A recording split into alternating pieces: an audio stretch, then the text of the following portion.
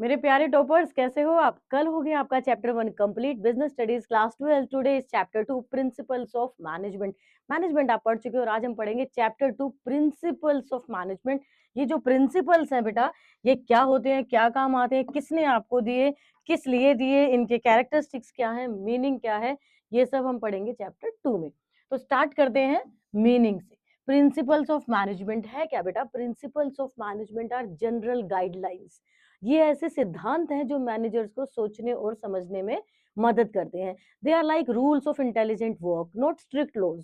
कोई strict law नहीं है, ये रूल्स की तरह है, जनरल गाइडलाइंस है बेटा ये, जो कि मैनेजर्स को हेल्प करती हैं बेटर डिसीजन लेने में, ताकि वो ऑर्गेनाइजेशन को एफिशिएंटली रन कर पाए। चलो कल के चैप्टर से एक छोटे से रिवीजन कर लेते हैं। एफिशिएंटली बता दो, मिनिमम कॉस्ट था या मिनिमम टाइम था? मिनिमम कॉस्ट था या ऑन टाइम था? जल्दी से कमेंट बॉक्स में लिख दो। बट मैं आपको एक हिंट दे देती हूँ कि यहाँ आपको सी दिखाई दे रहा है, तो देख लेना सी आपकी क्या हेल्प करता है। वापस आ जाते हैं अपने चैप्टर 2 पर। Why management principles are needed? क्यों चाहिए हमें मैनेजमेंट प्रिंसिपल्स? पहला तो डेफिनेशन में ही ले लिया बेटा, बेटर डिसीजन के लिए और ऑर्गेनाइजेशन को एफिशिएंटली रन करने के लिए। और जब हम एफिशिएंटली रन करेंगे तो मिनिमम वेस्टेज होगा और मैक्सिमम प्रॉफिट होगा। तो देखो बेटा, एफिशिएंसी के लिए चाहिए, वेस्टेज रिड्यूस करने के लिए चाहिए, टीम वर्क में आप काम कर सकें और लॉजिकल और कंसिस्टेंट डिसीजन ले सके आप। सही समय पर सही डिसीजन लेने में मैनेजर्स को हेल्प करते हैं आपके ये प्रिंसिपल्स। अब आप पूछ रहे होगे या सोच रहे होगे कि प्रिंसिपल्स कितने हैं? 14 प्रिंसिपल्स दिए हैं हमें हेनरी फ्योल ने, एंड 4 प्रिंसिपल्स दिए हैं हमें एफ.डब्ल्यू. टेलर ने, एफ.डब्ल्यू. Frederick Winslow. अब आप सोच रहे होंगे एफ.डब्ल्यू. टेलर जी ज्यादा अच्छे हैं जिन्होंने ओनली 4 दिए, आपको 4 ही पढ़ने पड़ेंगे। बट इतने आसान नहीं है चीजें, इन्होंने 7 टेक्निक्स भी दी आपको, इन्होंने 7 टेक्निक्स भी दी। यही आपका इंटायर कंप्लीट चैप्टर 2।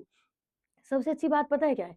कि जब आप प्रोजेक्ट वर्क करेंगे ना, 20 मार्क्स का प्रोजेक्ट वर्क होगा, एक्सटर्नल आएगा, वाइवा लेगा, आप इस चैप्टर 2 से प्रोजेक्ट उठाओ। सबसे आसान चैप्टर है, सबसे आसान प्रोजेक्ट वर्क है। देयर आर 4 प्रोजेक्ट वर्क्स, जिसमें से एक आपका चैप्टर 2 पे बेस्ड है। सबसे आसान, याद करोगे मुझे कि सुमन मैम ने कहा था कि चैप्टर 2 पे बना लो, 20 ऑन 20 की गारंटी है, प्रोजेक्ट वर्क की गाइडलाइन और वीडियो अलग से बना दूंगी। तो यहाँ हम वापस आते हैं, characteristics of principles of management. Characteristics क्या है? कैरेक्टरिस्टिक्स क्या है प्रिंसिपल्स ऑफ मैनेजमेंट की बेटा? सबसे पहले तो ये यूनिवर्सल है। यूनिवर्सल मींस जो कि हर जगह पर अप्लाई होते हैं। यूनिवर्सल मींस जो हर जगह पर अप्लाई होते हैं, स्कूल हो, ऑफिस हो, हॉस्पिटल हो, प्रिंसिपल्स हर जगह काम आते हैं। ठीक है, इसके बाद है next general guidelines. Management principles are general guidelines which give managers useful insights to take decisions, ताकि मैनेजर इन प्रिंसिपल्स की हेल्प से डिसीजन ले सके। क्लियर? ये कुछ कहते नहीं है, ये एग्जैक्टली लाइन नहीं कहते, ये एग्जैक्टली सॉल्यूशन नहीं देते। प्रिंसिपल्स, प्रिंसिपल्स रास्ता दिखाते हैं कि ऐसे करो, ऐसे करो, ऐसे करो। नेक्स्ट है बेटा, formed by practice and experimentation. ये जो मैनेजमेंट प्रिंसिपल्स बने, ये कैसे बने? हेनरी फ्योलर टेलर ने continuous continuous continuous deep observation की, प्रैक्टिस की, बार बार एक्सपेरिमेंट किया कि जो हम कह रहे हैं क्या ये सही भी है। तो formed by deep observation, practice and experimentation, उन्होंने बार बार देखा, ऑब्जर्व किया और डिसीजन निकालकर, फाइनल बेस्ट वे निकालकर प्रिंसिपल बना दिया। इसके बाद है बेटा flexible principle, because these principles are related to the management and management related to in business organization human behavior। तो ये आ गया फ्लेक्सिबल की सिचुएशन के अकॉर्डिंग हमें फ्लेक्सिबिलिटी रखनी पड़ेगी। तो ये जो प्रिंसिपल्स हैं, these can be modified as per the situations. ये प्रिंसिपल सिचुएशंस के अकॉर्डिंग मॉडिफाई हो सकते हैं। और इसके बाद आपका नेक्स्ट क्या आ गया बेटा? बिहेवियरल। बिहेवियरल क्या? रिलेटेड टू ह्यूमन, क्योंकि आप ह्यूमन बिहेवियर के साथ डील कर रहे हैं। आप जिस ऑर्गेनाइजेशन में काम कर रहे हैं वहां बेशक मशीनें हैं, बेशक रोबोट है, बट इंसान तो होंगे ही। तो आप जो ह्यूमन बिहेवियर के साथ डील कर रहे हैं ना बेटा, उन्हें मोटिवेट करना, उन्हें टीम में बांध के रखना, उन्हें बना के रखना, एक साथ काम कराना, आई सेंट्रिक नहीं होना चाहिए, वी सेंट्रिक होना चाहिए। तो यहाँ हमारी हेल्प करते हैं प्रिंसिपल्स। इसके बाद है बेटा कोज एंड इफेक्ट रिलेशनशिप। कोज मतलब कारण, एंड इफेक्ट मतलब जो रिजल्ट निकलता है। तो कोज एंड इफेक्ट रिलेशनशिप में आप क्या देखेंगे यहाँ आपकी बिल्कुल इजी एक्सप्लेनेशन दे रखी है। Each principle shows a relationship between cause and result. हर एक प्रिंसिपल पढ़कर आपको ये पता चलेगा कि अगर आपने इस प्रिंसिपल को फॉलो किया तो ये फायदा होगा, एंड अगर आपने इस प्रिंसिपल को फॉलो नहीं किया, if this principle is violated, then the consequences will be this this and this. Final consequence तो एक ही होगा, आपको पता है कि प्रॉफिट डाउन हो जाएंगे, ऑर्गेनाइजेशन धीरे धीरे धीरे धीरे शट डाउन पॉइंट पर आ जाएगी। तो this is cause and effect relationship. अगर करोगे तो ये होगा, और अगर नहीं करोगे तो ये होगा, डूबने के भी चांसेस हैं। नेक्स्ट है बेटा कंटिंजेंट। कंटिंजेंट का मतलब क्या होता है बेटा? Situation based. कंटिंजेंट का मतलब क्या होता है? सिचुएशन बेस्ड की जो प्रिंसिपल्स हैं, ये सिचुएशन के अकॉर्डिंग आप अप्लाई करते हो, ठीक है? सिचुएशन बेस्ड होते हैं ये। हर जगह पर एक जैसी सिचुएशन के अकॉर्डिंग आप सेम प्रिंसिपल फॉलो नहीं करते, सिचुएशन के अकॉर्डिंग आपको डिसीजंस लेने पड़ते हैं। यहाँ आ गए हम हेनरी फ्योल 14 प्रिंसिपल्स पर। हेनरी फ्योल 14 प्रिंसिपल्स के लिए आपको अभी मैं ट्रिक सिखाऊंगी, बिल्कुल आसान इंटरेस्टिंग ट्रिक। क्या है बेटा? ये 14 प्रिंसिपल एक सांस में सुना दोगे, आप भूलोगे ही नहीं, कंफ्यूज नहीं होगे। और 14 प्रिंसिपल की ट्रिक के लिए आपको याद करना पड़ेगा अपने दादाजी को। दादाजी को कैसे याद करेंगे बेटा? सबसे पहले हम लिखेंगे दादू। 14 प्रिंसिपल्स है ना, दादू। पहले आप 5 प्रिंसिपल याद कर लो, दादू, ठीक है? उसके बाद हम याद करेंगे SRC। Shriram college of commerce में जाना चाहते हो कॉमर्स के बच्चों, तो उससे एक हिंट ले लेते हैं, SRC। फिर उसके बाद हम याद करेंगे CEO। S और E पे थोड़ा ज्यादा स्ट्रेस डालना, क्योंकि ये SSEEIO है। SSEEIO याद है ना, आज क्लास में सीखा था आपने। तो दादू, SRC, CEO, ये है आपकी शॉर्टेस्ट ट्रिक। जब एक्सटर्नल भी आएगा, वो आपसे एक ही सवाल पूछेगा, फटाफट से 14 प्रिंसिपल सुना दो, तो आपको बोलना है उनके सामने, दादू वो 5 सुना दिए, SRC फिर 3 सुना दिए, फिर CEO वो आपने अगले 6 सुना दिए, ठीक है बेटा? अब ये S 3 बार आ रहा है, तो आपको क्लियर हो जाना है। कोई नहीं कहता कि सीक्वेंस में लिखो, कोई नहीं कहता कि कौन सा डी पहले आएगा कौन सा डी बाद में आएगा, बट हमने आपको जैसे अरेंज करके दिया है, वो सीक्वेंस वाइज अरेंज करने की कोशिश इसलिए की है ताकि आप उसे ग्रैब कर लो और कभी भूलो ही ना, और एक सांस में पूरे 14 प्रिंसिपल बता दो। ऐसे ही तो अपनी फाइल में लिखना, ऐसे ही अपने प्रोजेक्ट में लिखना, ऐसे ही अपनी नोट्स नोटबुक में लिखना, और ऐसे ही पूरा साल पेपर के लिए रिवाइज करना। हो गया ना यार? आपको चैप्टर प्रिपेयर करने के साथ साथ क्या होगा? आपको प्रैक्टिकल एग्जाम की भी तैयारी हो रही है। दादू, SRC, CEO, ये 14 प्रिंसिपल्स हैं जो हेनरी फ्योल ने दिए हैं। डी, डी से क्या करेंगे बेटा? D is division of work. D is division of work means divide your work in small small small parts. जो जिस काम में ज्यादा एक्सपर्ट है उसे वो काम दे दो। Clear? A, authority and responsibility. A क्या होगा बेटा? Authority and responsibility. Authority and responsibility see, authority means power and responsibility means duty. ये दोनों बैलेंस होने चाहिए। किसी को आपने कंप्लीटली अथॉरिटी दे दी और किसी को आपने सिर्फ रिस्पॉन्सिबिलिटी दी, no. A good balance between authority and responsibility should be there. D, discipline. School जाते हो ना टाइम पे, रोज टाइम पे स्कूल पहुंच जाते हो, प्रॉपर यूनिफॉर्म में जाते हो, तभी तो यूनिफॉर्मिटी रहती है। तो ऐसे ही ऑर्गेनाइजेशन में भी डिसिप्लिन होना चाहिए। Discipline, employ must be obey rules and show respectful behavior to each other, to their superiors, to their subordinates. Then unity of command and unity of direction। ये है तुम्हारे एग्जामिनर का favourite question practical exam viva में। अब तुम बोलोगे ma'am आप chapter पढ़ा रहे हो, प्रैक्टिकल करा रहे हो? भाई दोनों काम साथ साथ हो रहे हैं। Unity of command and unity of direction. Unity of command, आपकी मैथ्स टीचर आई, बोला बैठ जाओ, उनके साथ में ही आपके इकोनॉमिक्स टीचर भी खड़े हैं, उन्होंने कहा खड़े हो जाओ। एक टीचर कह रहा है बैठ जाओ, एक टीचर कह रहा है खड़े हो जाओ, और दोनों साथ साथ ही हैं क्लास में सामने। किसका कहना मानोगे? अगर मैथ्स टीचर का कहना माना तो इको टीचर की ईगो क्लैश हो जाएगी, इको टीचर का कहना माना तो मैथ्स टीचर की ईगो क्लैश हो जाएगी। आप क्या करोगे? आप क्या करोगे? मुश्किल होगी ना बेटा। तो इसी मुश्किल को दूर करने के लिए रूल बनाया हेनरी फ्योल ने। क्या बनाया बेटा? Receive order from only one superior. एक बार में सिर्फ एक ही सुपीरियर से ऑर्डर आने चाहिए, एक बार में सिर्फ और सिर्फ एक ही सुपीरियर से ऑर्डर आने चाहिए। इसके बाद है unity of direction. Unity of direction, जो यूनिटी ऑफ कमांड है ना बेटा, यहाँ हमारा फोकस बॉस की तरफ था, और यूनिटी ऑफ डायरेक्शन में हमारा फोकस एम्प्लॉइज की तरफ है कि सारे एम्प्लॉय के वो एक ही डायरेक्शन में एक ही प्लान मिलना चाहिए, one plan for one group. याद रखना, यूनिटी ऑफ कमांड आपके इशारा बॉस की तरफ है, और यूनिटी ऑफ डायरेक्शन में आपका इशारा एम्प्लॉइज की तरफ है, ठीक है बेटा। यूनिटी ऑफ कमांड, एक पर्सन के दो बॉस नहीं होने चाहिए, अगर हुए तो क्या होगा, कॉन्फ्लिक्ट होगा, कंफ्यूजन होगी।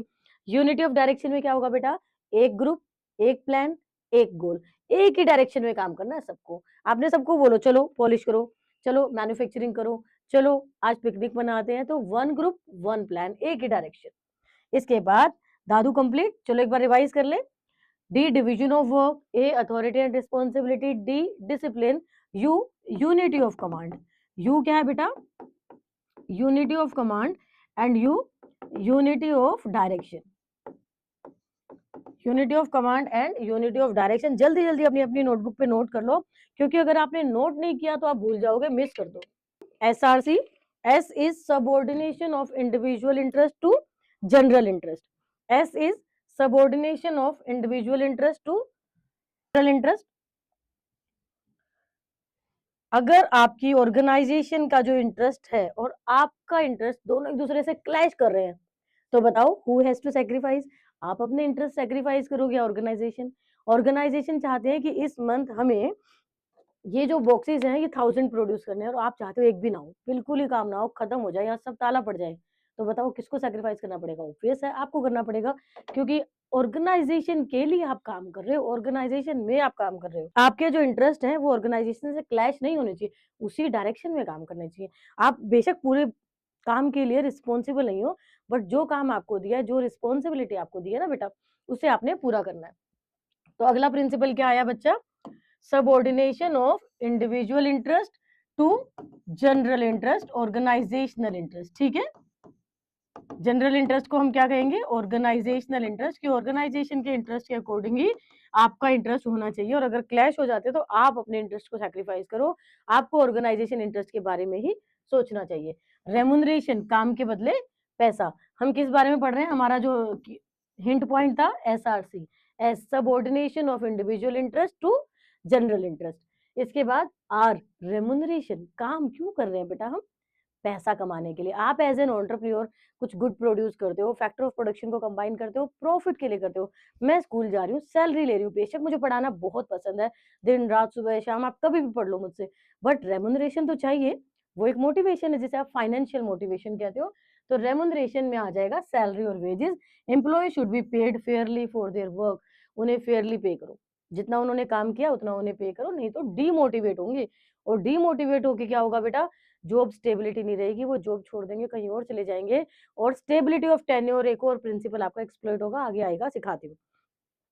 इसके बाद है centralisation and decentralisation. Look at my hand, this fist is closed, this is centralisation.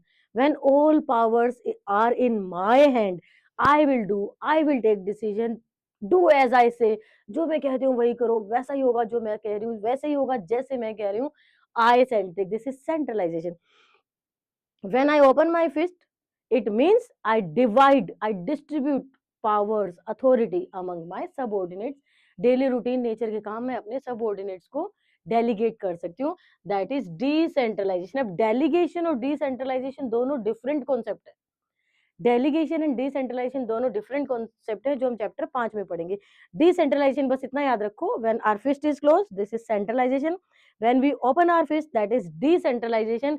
And decentralisation मतलब अथॉरिटीज को आगे दे देना, पावर्स को दे देना, ताकि आपके रूटीन नेचर के काम वो लोग कर सके, आप उनसे डिसीजन मेकिंग में हेल्प ले लो। अब आपसे एक सवाल पूछती हूँ बेटा, व्हाट इज गुड, सेंट्रलाइजेशन और डिसेंट्रलाइजेशन? कमेंट करो, बताओ। कंप्लीटली कोई भी एक सही नहीं है। A good combination of centralisation and decentralisation is best for our organisation. Clear?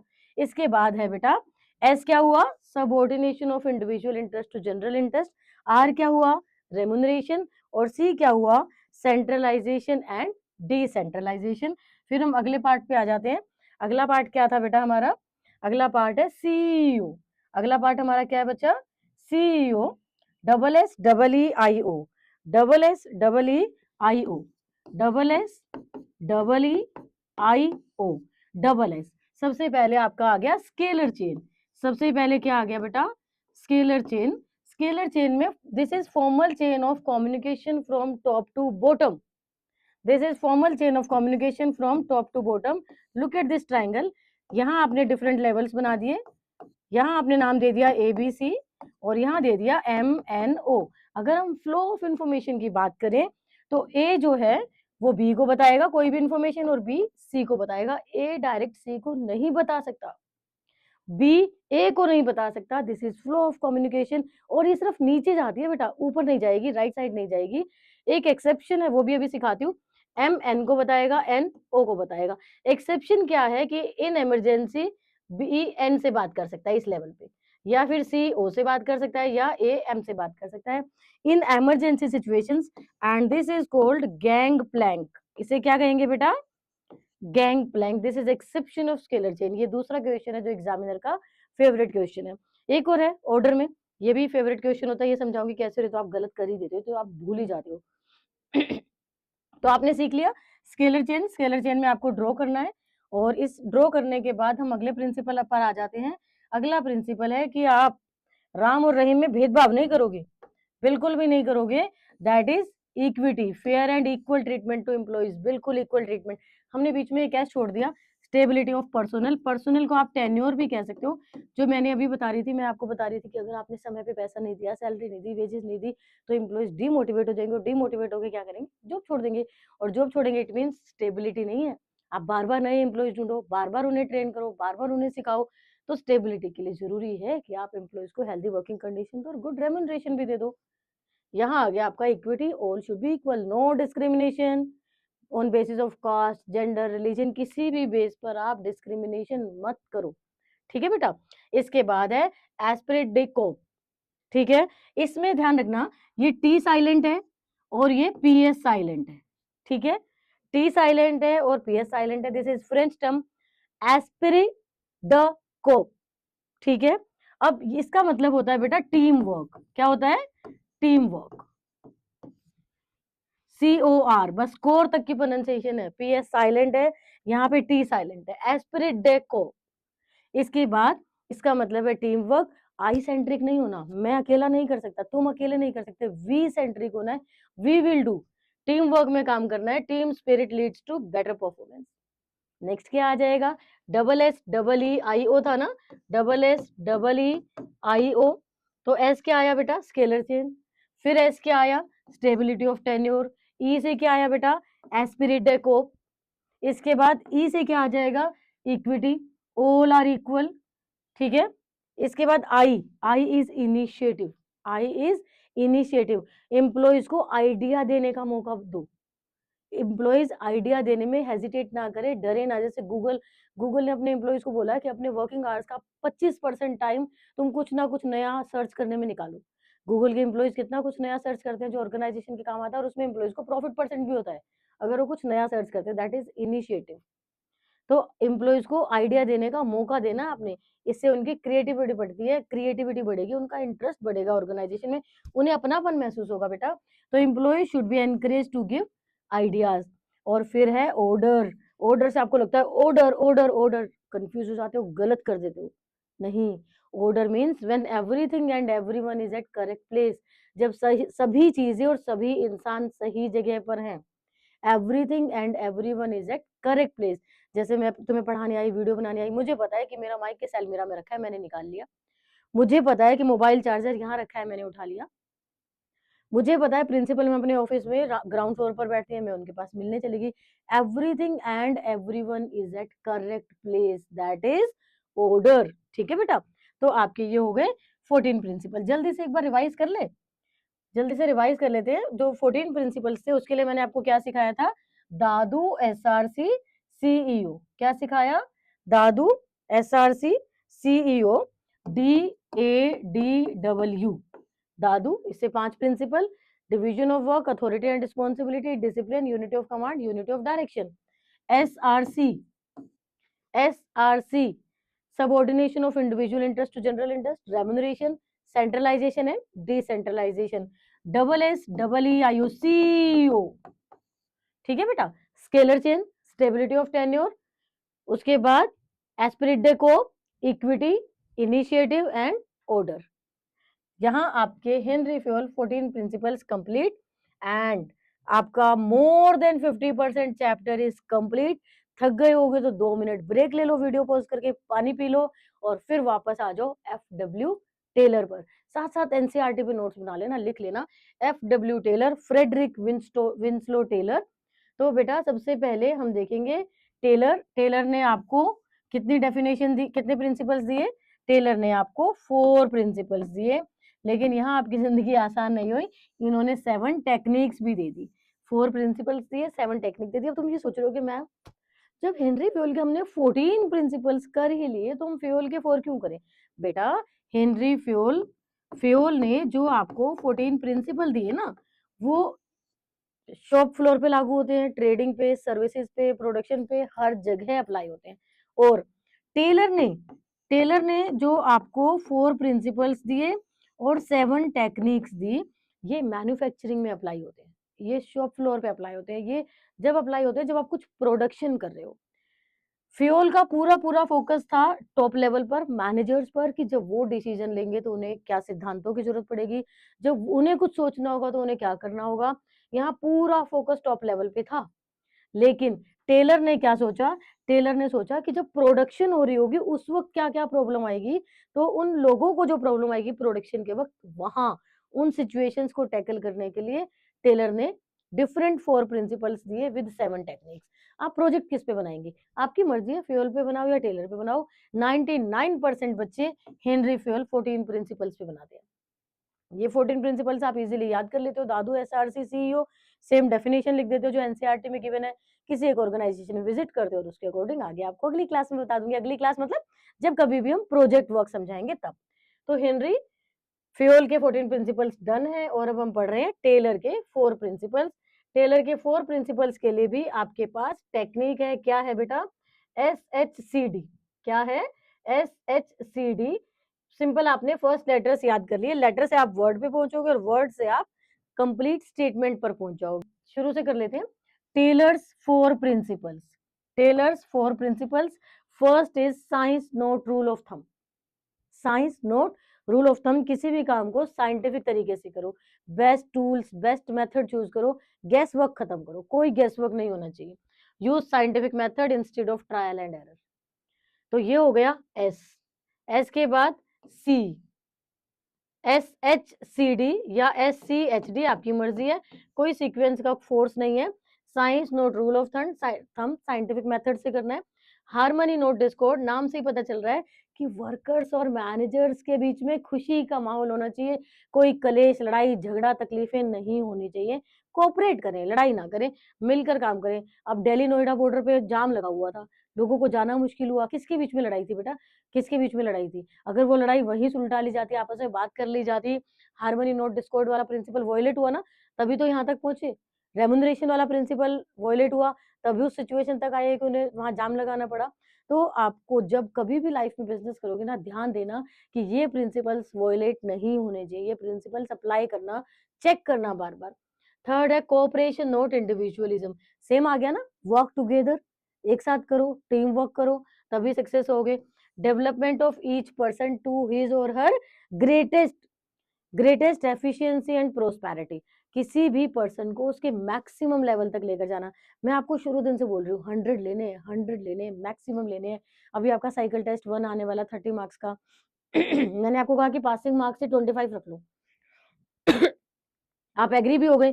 कैसे एग्री हो गए बेटा? क्योंकि आप शुरू से सीख रहे हो, शुरू से पढ़ रहे हो, शुरू से समझ रहे हो, तो आपको आपके मैक्सिमम तक ले जाना मेरा काम है एज अ टीचर। ऐसे ही जब आप बिजनेस रन करोगे तो आपकी रिस्पॉन्सिबिलिटी बन जाती है अपने एम्प्लॉयज को उनके मैक्सिमम तक लेकर जाना। ठीक है, क्लियर? तो हमने टेलर के 4 प्रिंसिपल कर लिए। पहले science not rule of thumb, फिर harmony not discord, cooperation not individualism और development of each person to his her greatest efficiency and prosperity. ठीक है, तो हमें यहाँ क्या फोकस करना है बेटा? हमें यहाँ फोकस करना है कि बिल्कुल साइंटिफिक तरीके से काम करो, ट्रायल एरर मत करो, खुशी खुशी काम करो, कोई लड़ाई झगड़े मत रखो, मिलकर काम करो, अलग अलग मत भागो और हर एक पर्सन को उसके बेस्ट तक लेकर जाओ। अब आ जाते हैं हम 7 टेक्निक्स पर और फिर हो जाएगा आपका चैप्टर खत्म। परेशान मत हो, ये लास्ट टॉपिक पर आ चुके हो। इसके बाद बस एक कंपैरिजन पढ़ेंगे हेनरी फ्योल और टेलर में, और ये चैप्टर के लास्ट पॉइंट पर हम पहुंच चुके हैं। तो 7 टेक्निक्स ये सातों लिखी हैं। 7 टेक्निक्स आप कैसे याद करोगे? सबसे पहले तो देखो 4 तो स्टडी ही है, 4 तो स्टडी है, ठीक है बेटा। 4 के बाद 3 रह गए, फंक्शनल फोरमैनशिप। एग्जामिनर का अगला सवाल, आपके पेपर का अगला सवाल, हेनरी फ्योल एंड टेलर का कौन सा प्रिंसिपल है जो आपस में क्लैश करता है? टेलर कुछ कह रहा है, हेनरी फ्योल कुछ कह रहे हैं, क्या आपको याद है? हेनरी फ्योल ने कहा था one Bose, unity of command में कि एक ही बोस होना चाहिए। टेलर ने कहा कि भाई एक वर्कर के ऊपर 8 स्पेशलाइज्ड होने चाहिए, 8 बोस। ये प्रिंसिपल है दोनों का एक दूसरे से जो क्लैश करता है, unity of command and functional foremanship. Unity of command किसने दिया था? हेनरी फ्योल ने। और फंक्शनल फोरमैनशिप किसने दिया? टेलर ने। ये दो प्रिंसिपल एक दूसरे से क्लैश करते हैं, उल्टे हैं, विपरीत हैं। पहला प्रिंसिपल क्लियर हो गया, फंक्शनल फोरमैनशिप, जहां एक वर्कर के ऊपर 8 बोस हैं, 8 स्पेशलिस्ट हैं अलग अलग। Standardisation and simplification. Standardisation and simplification, standardisation का मतलब है बेटा स्टैंडर्ड सेट करना, और सिंप्लीफिकेशन का मतलब है अननेसेसरी चीजों को हटा देना और काम को स्मूथ और आसान बना देना। क्लियर? और तीसरा क्या था यहाँ पर? ये रहा differential piece wage system. Differential piece wage system, हमारा काम है प्रोडक्शन करना, सभी एम्प्लॉयज को प्रोडक्शन करनी है सुबह से शाम तक, और सबको ये डब्बियां बनानी है। एक एम्प्लॉय रोज 1000 डिब्बी बना के चला जाता है और दूसरा सिर्फ 200 बनाता है, मंथ एंड पे दोनों को सेम पैसा मिलता है। बताओ अगले महीने क्या होगा? ये 1000 वाला 200 पे आ जाएगा, ये 200 वाला इंस्पायर होकर 1000 पे जाएगा। ऑब्वियस है 1000 वाला सोचेगा मैं क्यों इतनी मेहनत करूँ अगर मुझे सेम पैसा मिल रहा है, वो भी डाउन आने की सोचेगा। ऐसे एम्प्लॉयज को मोटिवेट करने के लिए आप क्या करते हो? Differential piece wage system. एक लेवल तक तो इक्वल रखते हो, जैसे कि भाई 500 रुपए तो रोज मिलेंगे, लेकिन उसके ऊपर जितनी ज्यादा डब्बी बनाओगे हर डब्बी के हिसाब से आपको 2 रुपए और एक्स्ट्रा मिलते जाएंगे। मतलब 500 रुपए तो फिक्स्ड हो गए, और जितनी ज्यादा डब्बी बनाओगे उसके अकॉर्डिंग दो रुपए और मिलते जाएंगे। मान लो 200 डब्बी पे 500 रुपए मिलेंगे, ठीक है, और 200 के ऊपर जितनी भी बनाओगे उसमें 2 रुपए एक्स्ट्रा मिलेंगे। तो 1000 वाला है ना, वो तो मोटिवेट रहेगा ही, 200 डब्बियां बनाने वाला भी मोटिवेट होकर ज्यादा बनाने की कोशिश करेगा। That is differential piece wage system. Higher wages for efficient workers, lower for less efficient workers. Clear बेटा? क्योंकि यहाँ आपको याद है ना, एफ डब्ल्यू टेलर ने सिर्फ प्रोडक्शन के लिए बात की है। एफ डब्ल्यू टेलर के प्रिंसिपल्स टेक्निक सिर्फ वही अप्लाई होंगे जहां की प्रोडक्शन होती है। हम क्या कर रहे हैं अभी हम क्या कर रहे हैं? एफ डब्ल्यू टेलर की टेक्निक्स कर रहे हैं। एक हमने क्या की? Functional foremanship. दूसरी हमने क्या की बेटा? Standardisation and simplification. ठीक है। तीसरी हमने क्या की? Differential piece wage system. अब 4 स्टडी रह गई हमारी, 4 स्टडी रह गई। आपको याद है मैंने अभी अभी कहा था कि तुम्हें थोड़ा थक गए हो तो 2 मिनट ब्रेक ले लो, पानी पी लो। वो इंटेंशनली कहा था। कैसे? वो यहाँ रिलेट करेंगे। जब आप थक जाते हो और थोड़ा ब्रेक ले लेते हो तो बहुत खुशी खुशी फील करते हो और उतनी ज्यादा एनर्जी से आगे बढ़ते हो, आगे काम करते हो। That is fatigue study. That is fatigue study. Class में मैं कई बार कहती हूँ पेन छोड़ दो, रेस्ट कर लो, चलो पानी पियो, 3 मिनट कुछ नहीं पढ़ेंगे, 3 मिनट तुम रेस्ट करो। That is fatigue study. Provide rest breaks to reduce fatigue and improve productivity. जब तुम्हें रेस्ट दे देना बेटा, वो टाइम खराब नहीं होता, उस टाइम में रेस्ट करके आपकी प्रोडक्टिविटी अगले टाइम में और बढ़ जाती है। ठीक है बेटा।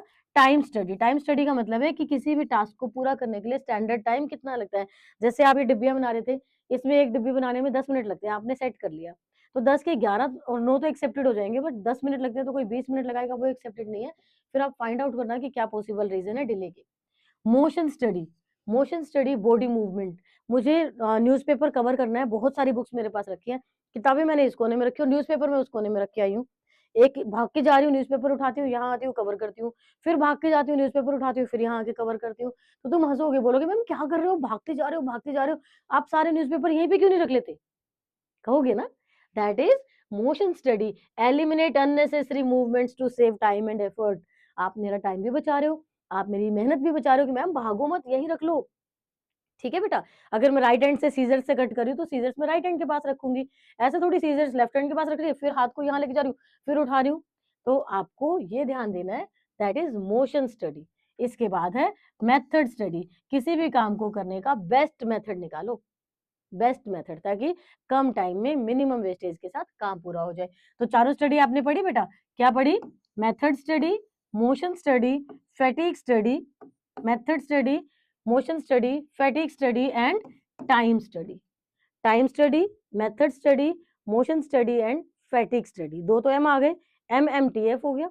मोशन, मेथड, मोशन मतलब बॉडी मूवमेंट्स, मेथड मतलब काम को करने का तरीका, टाइम स्टडी मतलब किसी को काम को करने में कितना समय लग रहा है, और फैटिग स्टडी ये तो तुम्हारा फेवरेट है कि कितना रेस्ट इंटरवल मिला। और अब आ गए आप अपने चैप्टर के आखिरी पार्ट पर। आखिरी पार्ट बस एक छोटा सा कंपैरिजन है हेनरी फेयोल एंड टेलर के बीच में। ज्यादातर आता नहीं है पेपर में, बट आ गया तो कोई मना भी नहीं है, डिलीटेड नहीं कहेंगे हम इसे। ठीक है बेटे। तो हेनरी फेयोल एंड टेलर के बीच में छोटा सा कंपैरिजन है। सबसे पहले फ्योल, फ्योल का फोकस, हेनरी फ्योल का फोकस ओवरऑल मैनेजमेंट पे है। ये बताना चाह रहे हैं कि कैसे डिसीजन लेंगे, क्या करेंगे, जनरल गाइडलाइंस दे दी इन्होंने। और टेलर का फोकस तो मैंने आपको बताया था, शॉप फ्लोर पे है। किस पर है बेटा? शॉप फ्लोर पर है। फ्योल टॉप लेवल के लिए ज्यादा फोकस रहते हैं और टेलर लोअर और मिडिल लेवल के लिए, क्योंकि प्रोडक्शन की बात कर रहे हैं। यहाँ फ्योल का फोकस अगर टॉप लेवल पे है तो वो एडमिनिस्ट्रेटर को रूल्स ज्यादा देने की कोशिश कर रहे हैं, और टेलर साइंटिफिक तरीके से शॉप फ्लोर पे कि कैसे अच्छी प्रोडक्शन हो विदाउट वेस्टेज के। स्कोप, हेनरी फ्योल पूरी की पूरी ऑर्गेनाइजेशन में सारे के सारे रूल अप्लाई हो सकते हैं, और टेलर के रूल सिर्फ और सिर्फ प्रोडक्शन एरिया में अप्लाई होते हैं बेटा। गोल, फ्योल का अगर पूरी ऑर्गेनाइजेशन में रूल अप्लाई हो रहे हैं तो फिर फोकस भी तो वही है ना बेटा, कि पूरी ओवरऑल एफिशिएंसी हो, ऑर्गेनाइजेशन पूरी इंप्रूव करे। और टेलर का फोकस हो जाएगा कि वर्कर की प्रोडक्टिविटी बढ़े, क्योंकि हमने मेथड स्टडी किया, टाइम स्टडी किया, मोशन स्टडी किया, डिफरेंशियल पीस बेस सिस्टम किया, तो ये चाहते हैं कि वर्कर की प्रोडक्टिविटी बढ़े। और फ्योल का फोकस है मैनेजर पर और टेलर का फोकस है वर्कर पर। चैप्टर 2 सिर्फ 4 टॉपिक में डिवाइड था बेटा। पहले पार्ट में तुमने सिर्फ प्रिंसिपल्स ऑफ मैनेजमेंट का मतलब और कैरेक्टरिस्टिक्स पढ़ा। दूसरे प्रिंसिपल में तुमने हेनरी फ्योल के 14 प्रिंसिपल्स पढ़े। तीसरे टॉपिक में तुमने एफ डब्ल्यू टेलर के प्रिंसिपल्स और टेक्निक पढ़े। और चौथे पार्ट में तुमने पढ़ा comparison of Henry Fayol and Taylor. अब आपको समझ आ गया होगा बहुत अच्छे से। फिर भी अगर कोई भी डाउट है तो please right in comment section. आपको बिल्कुल हेल्प करूंगी, सारे मैसेज का रिप्लाई करूंगी, और अपने दोस्तों के साथ शेयर जरूर करना ताकि वो भी पढ़ पाए। सबसे अच्छी ट्रिक पता है क्या है? अगर तुम्हें समझ आ गया ना, अपने किसी भी दोस्त को पढ़ा दो, फोन करके पढ़ा दो, सामने बैठा के पढ़ा दो, क्लास में फ्री पीरियड में पढ़ा दो, चलते चलते ग्राउंड में उसे बता दो भाई चैप्टर 2 इतना भी मुश्किल नहीं है जितना तुम समझ रहे हो। सिर्फ 4 पार्ट्स में बांट दो चैप्टर 2 को, 4 पार्ट्स में। फिर उसे 4 पार्ट्स बता दो, चलते चलते एक एक करके आप आधे घंटे में इजीली चैप्टर किसी को भी समझा दोगे। एक साथ पढ़ाने का मन नहीं, 4 टॉपिक 4 बार में पढ़ा दो। जितनी बार पढ़ाओगे उतना आपको अच्छे से याद होगा। And don't forget to share this video with your friends. Thank you.